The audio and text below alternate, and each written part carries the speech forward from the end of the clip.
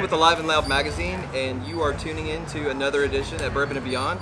I have Samantha Fish here today. How are you? I'm good. How are you? I'm wonderful. Thank you so much for taking the time to sit down with us and just talk about the experience and everything's been going on for you. So, what's this week been like? This week has been crazy. Beyond coming to Bourbon and Beyond, we just released a record yesterday and had our CD release show in Nashville.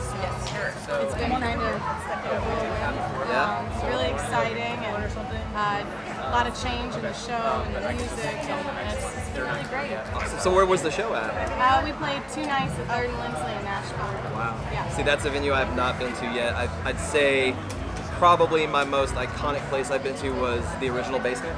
Oh, really? Yeah, that one's pretty great. We just went to a show there, and that was, it's so small, like, you know, it's just not what you expect when you hear about it, but it's literally a basement. So you go down there and you get what you see. So I know they've got a couple of them.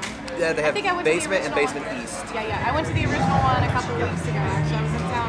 Checked it out. It's really amazing. It's really cool because you don't expect that kind of show at a literal basement, but then you get there and you're like, wow, Metallica recorded a live album here. That's insane. I love Nashville. I mean, there's so many cool places like that. And the reason why we released there was my new label, Rounder Records, put out Blood Behind Me. So their main hub is in Nashville. So, okay. Yeah. So what would you say, this next album, what can we expect from that? You know, it's a lot.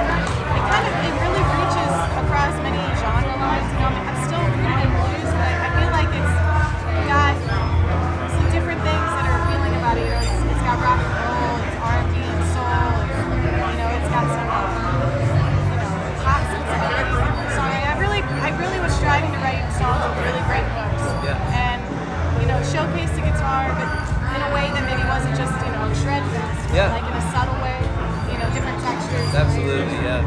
The guitar's at the forefront of this album. That's awesome, because the last album, I have to say, was one of my favorites of the year that came out, because there's so much stuff out there that you just feel like is so oversaturated, and you feel like it's not really your cup of tea. You're like, well, I thought this was going to be what I wanted, but then you hear an artist like yourself, and then you're like, wow, this is exactly what this should be, and you just get it. So that for a listener like myself, I have to say, everything that's led up to what you're about to release has been phenomenal.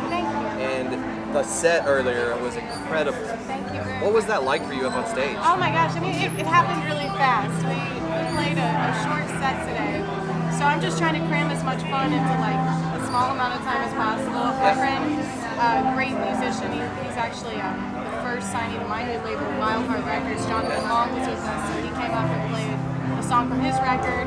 I mean, the crowd's great. You know, I was feeling them fill in as the sets turned over. And it felt really good. What's that energy like whenever you're digging in, like mid-song or like before you start playing a different song? How does that feel? Like, what to you? How do you just take that in and just give that back? I mean, that's what drives it forward. I mean, their energy kind of, piles onto mine, and it's just this facilitates the whole thing. It does. It's a cyclical thing, and so as they're giving it back to me, I'm giving it back to them. And I think that's the coolest part about live music in general. Absolutely. There's this thing that connects us and unites us, and that's music. That's what we're here for. Definitely. I agree. So what would you say is a venue or like a place that you have always wanted to play that you haven't got to yet that's on your bucket list? Man, I mean, I was just talking about this the other day. Because this year we checked a few things off the bucket list. Okay. And so I had to reassess my bucket list and put a new one that's together. a good thing, though. It's a little vaguer now. It's a little more vague now, I suppose. I want to go to Japan. Never been there. Do more of a proper tour in Australia. There's some incredible venues in the U.S. that I really would like to check off. I got to do the Fillmore in San Francisco. But I'd like to do, a few more of them. The Beacon in New York would be great. Yeah, that would be sick. It's like a I made it kind of gig. You've already made it, trust me. We love you. I'm very fortunate, thank you.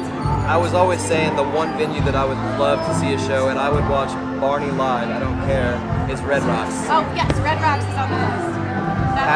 You have to play Red Rocks, because I could totally see a Samantha Fish show at Red Rocks. That would be great. That would be insane. I would love that. So you mentioned New York. Do you get a lot of tour dates up around in the New York area? Yeah, absolutely. We play up there maybe 2-3 times a year. Really? I'd say so, yeah. So what's like the biggest draw to you as far as like a place like Louisville? You know, it's a rich city and community with music and stuff, but like a city like New York is so big that I feel like they have artists of all kinds, but like how would you say a Samantha Fish show would stand out in New York with so much diversity over like a show in Louisville, for instance? Well, I mean, is there like a different energy or? You know, it's hard to say. It's hard to say for me. Personally, I'm from the Midwest, so I really click. You know, I'm from Kansas City, so I always feel like a kinship to the Midwest. There's a, you know, the people are a little bit different, but you know, when you get to the show, or you're playing the show, we're all there for the same reason. Yeah. New York is just kind of like a big, fun, crazy, stressful mess to go to. Yeah. But once you get to the show, it's like, you know, it's just another day. Oh, for sure. Definitely. Because we're all there for the same thing. Yes, absolutely. So I have to ask you, this specific song, let me find it here, the Tangle I Mix of Bulletproof. Yeah. So that is probably my favorite song of yours. Really? Yes, absolutely. That gets jammed all the way to and from a show. Yeah. It doesn't matter if I'm going to see a metal show or an indie show. It's one of those songs that just always resonated with me. It's fun, it's inviting. What was the writing process like on that? Well, I sat down with the cigar box guitar and I started writing Bulletproof.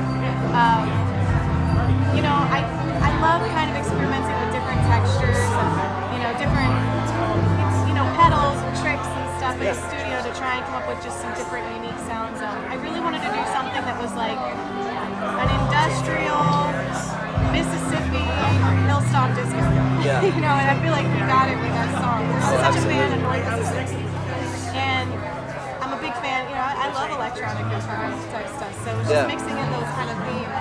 You know, like an old fat plastic sound, like what they did with the R.L. Burnside remix. Yes. You know, modernizing it. Absolutely. It's just, I don't know, like I always go through a catalog and I make a playlist of like my absolute favorites, and then I go back and I'm like, how can I just not put just download the whole album and put all the albums in one playlist, and then you've got it. But what would you say is your most proud moment in writing? That's tough. I mean, I go through it every record, because every record feels like the best work that you've done, because it's the newest version of yourself. You know, you've evolved and grown to this point. So really, my proudest moment has to be this album. In a way, I stretched more on a personal level. You know, I took more chances with the material. You know, like maybe 10 years ago, I would have been really shy about the content. Like, oh, don't say that. That's gonna offend somebody. But now it's like, it's art. You know, and it's about connecting with people. Definitely. When I collaborated for, I had more co-writes on this record than before, so I really, you know, kind of stretched myself in that way. Sit down and like kind of, when you let go of this idea, it's like, you know, that you might have a chokehold on, and allow another person in to sort of like let you, you know, develop it. It's a great thing because it lets the art breathe a little bit, and at the same time you kind of learn a new perspective, you know, from this other person. Absolutely. I just grew a lot as a person while I was writing. And you can really see that, and you can feel it too, and as the records have evolved. It's just that progression of your inner self, and that's what I look for whenever I look for an artist, is just that growth from record to record, and see how far you can push yourself. And I think it's something to be valued, I really do, and that's something very special. So you've really done that well. And I guess my last question is, where do you see yourself 5 years down the road? What would you like to accomplish? Playing at Red Rocks. Playing at Red Rocks? Yeah. It doesn't get better than that. It doesn't get better than that. You know, it's just really more of this, but finding more people to be introduced to. And really finding that congregation of people that love you. And I know there's more out there that I feel like I could reach with my music that would appreciate what I do. So just going out there and being out there and finding it. Playing for it. You really have the best job in the world. I get to play music, I get to sing, I get to play my guitar. It's great.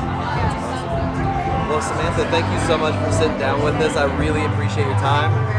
Stay tuned to Alive and Loud, and we will have more coverage from the weekend.